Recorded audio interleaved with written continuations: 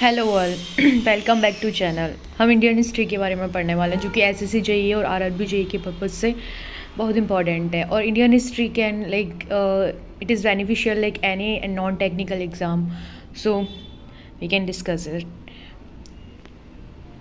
Ancient India, prehistoric time 750 AD, medieval 750 to 1707 तक, and modern India 1707 से 1947 तक, तब जब तक हमें इंडिपेंडेंस नहीं मिली थी उस टाइम तक ब्रिटिश पीरियड जो था उसे मॉडर्न इंडिया बोलते हैं।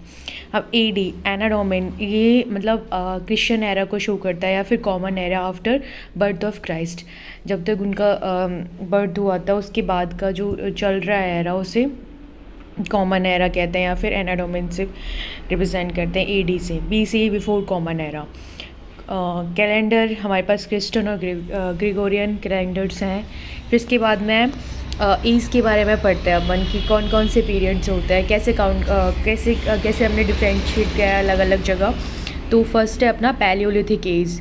Palaeo means old and lithic means stone.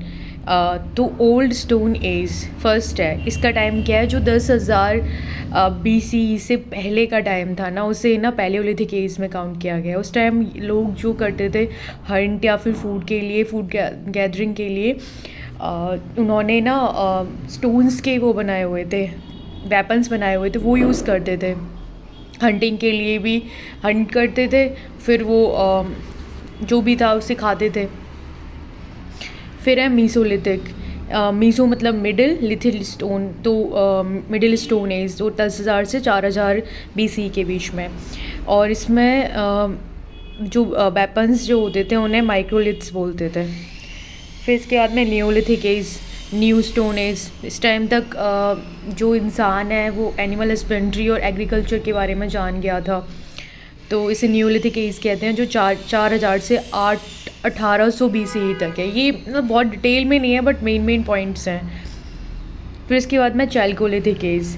Chalcolithic as को ब्रॉन्ज एज भी कहते हैं। इस टाइम तक पहले तो इंसान स्टोन के साथ ही हंट कर रहा था, फूड पर्पज़ से यूज़ कर रहा था, सारे वेपन स्टोन के होते थे। बट इस एज में 1800 से 1000 BC के बीच में क्या इंसान ना मेटल को फाउंड कर लिया था, ब्रॉन्ज मिल गया था, तो इसे कॉपर स्टोन एज भी कहा जाता है क्योंकि कॉपर को फाउंड कर लिया गया था। फिर है आयरन एज। इस वाली लाइक समय में 1000 BC जो है, तब तक इंसान लोहे का यूज़ भी समझ गया था, सेकंड मेटल आयरन भी फाउंड हो गया था, तो इसे आयरन एज भी कहा जाता है। फिर आता है अपना Indus Valley Civilisation. Indus Valley Civilisation को हम काउंट करते हैं 2350 BC से 1750 BC। तो ये हम है ना ये अपना काउंट होगा न्यू पैलियोलिथिक, मीजोलिथिक, एक सेकेंड, चैल्कोलिथिक, ये अपना आएगा न्यूलिथिक में, ठीक है। तो तब तक जब तक इंसान उसके बारे में जान गया था, स्टोन के बारे में तो जानता था, एनिमल हस्बेंड्री एग्रीकल्चर वगैरह के बारे में जानता था, न्यूलिथिक एज में काउंट कर सकते क्योंकि इसका एरा वही है। तो फर्स्ट जो साइट, इसकी काफ़ी सारी साइट्स डिस्कवर की गई हैं। नंबर 1 साइट में से है हड़प्पन।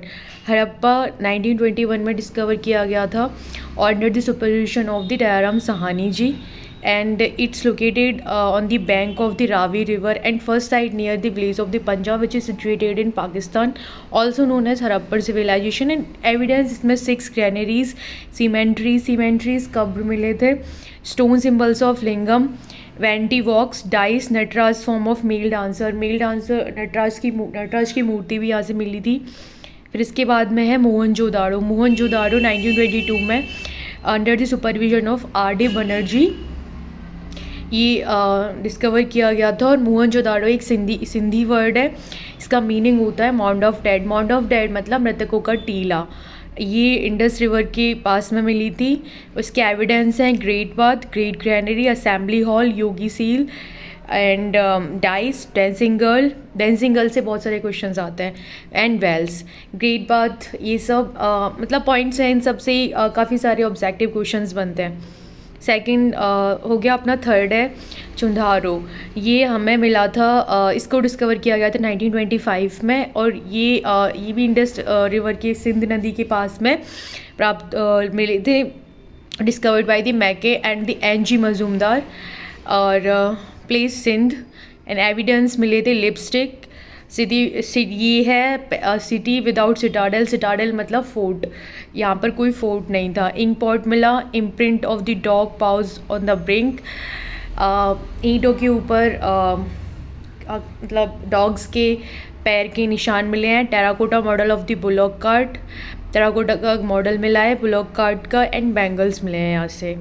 फिर है कालीबंगा। कालीबंगा मतलब काली चूड़ियाँ। यहाँ पे काली चूड़ियों के एविडेंस मिले थे। ये 1953 में डिस्कवर किया था in the supervision of Amalanand Ghosh, and located on the bank of Saraswati river, Ghaggar river of Rajasthan, that is called मतलब सरस्वती रिवर जो है वो डेड रिवर के नाम से जानी जाती है, क्योंकि इसमें पानी नहीं है।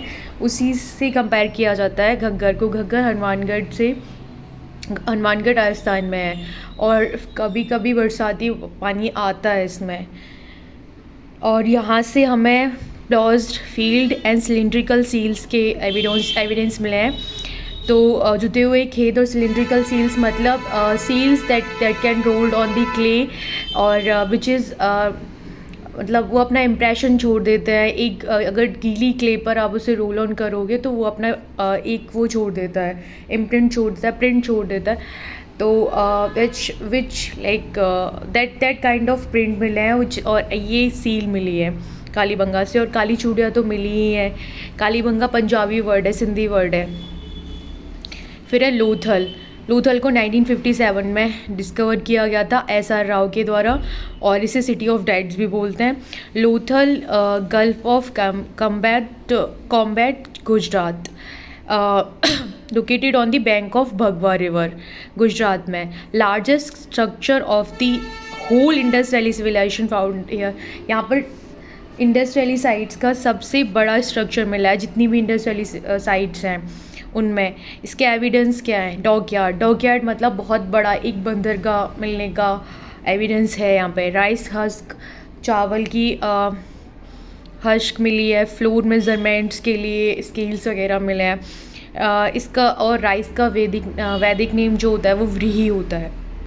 फिर है राखी गढ़ी। राखी गढ़ी भी एक बहुत ही इम्पॉर्टेंट और बड़ी साइट है इंडस वैली सिविलाइजेशन की, और which is discovered by Amarendra Nath and located on the bank of Ghaggar हरका रिवर, हिसार हरियाणा। घग्गर और हरका रिवर के दोनों के पास इसके एविडेंस मिले हैं। Evidence there was a well planned city here. बहुत एक प्लांट सिटी मिली है, which is like we can't expect that कि इतने पुराने टाइम में इतना सब कुछ मिल सकता है। Very good engineering work. Symmetry, jewellery manufacturing unit. Jewellery manufacturing units मतलब सोना पिघलाने की भट्टियाँ वगैरह वो सब मिली हैं, तो वो लोग ये सब के बारे में जानते थे, ऑर्नामेंट्स के बारे में जानते थे। मल्टी स्टोरी हाउस मिले हैं, एक 2-3 मंजिल के घर मिले हैं। वेल ड्रेनेज सिस्टम, गार्बेज भी कलेक्शन करने के लिए जो भी हम रखते हैं मतलब बहुत बेटर था, आज से भी बहुत 10 गुना बेटर। 7 स्तूपास मिले हैं। यज्ञ ऑल्टर्स, यज्ञ वेदी मिली है वहाँ से। In the evidence found here shows that the gold beads भी मिले हैं। क्ले बैंगल्स, मिट्टी की चूड़ियाँ, क्ले पॉटरी, बर्तन, stone beads have been found from the here, सब कुछ मिला है। फिर आता है सुरकोटड़ा।